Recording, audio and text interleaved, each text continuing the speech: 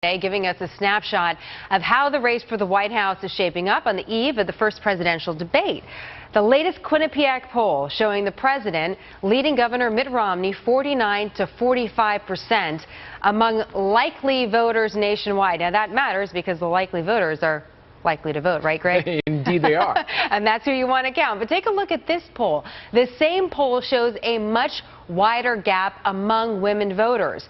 The president holding a commanding lead, 56 to 38% among likely women voters nationwide. So why is Governor Romney trailing among women, and can he actually close the gap? It's so important here. Sabrina Schaeffer is executive director of the Independent Women's Forum. It's a nonprofit group that supports a lot of conservative principles. So Sabrina, why? Why is that gap so big? Well, I think that we have to be careful before we jump to any conclusions. The fact is that women make up more than 50% of the electorate, and they are not a homogenous voting bloc. We're talking about urban, rural, married, single, young, old. The reality is in 2008, McCain won married women. The problem was that Obama won single women by 45 points, 72 to 27.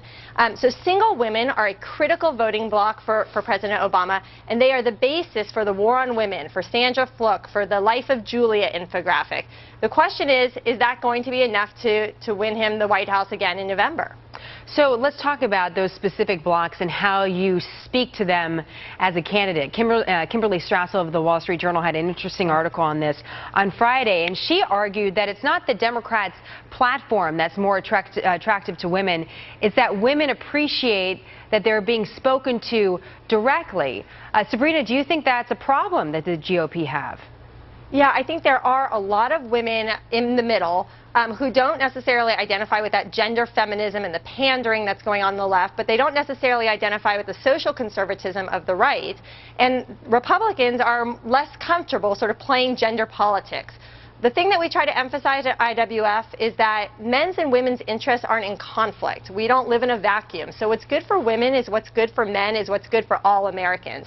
And if Romney can really hit home the fact that we all want lower health care costs, we all want lower energy costs, that we all need economic growth and job creation, I think then he has a real shot at the White House. Is there still time? That's the question. I think for any candidate, and this is my opinion, but I think you have to be specific. I think that you can't be wishy-washy. And is that what you're going to be looking for in the debate? Do you think that Romney needs a moment like that in a debate, for example, that could sway women voters and maybe close that gap a little bit?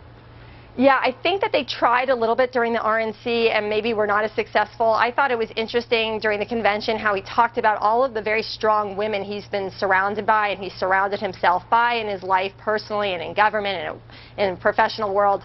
But I think he needs to be more specific. I think he doesn't need to be scared to come out and explain why something like the Lilly Ledbetter Act is a bad policy for women. I think he needs to say, look, the wage gap is a myth. Let me tell you why, and let me tell you how valuable women are to the workforce. If he does that, I think women will at very least feel as though he's talking to them. That's very interesting. As a mom, do you think that the Republican Party in the years to come will be a party that you can see your daughters being spoken to directly, or do you think this is an issue that the party, as it's evolving, is something that it's going to have to confront over the next several years, not just in the next election?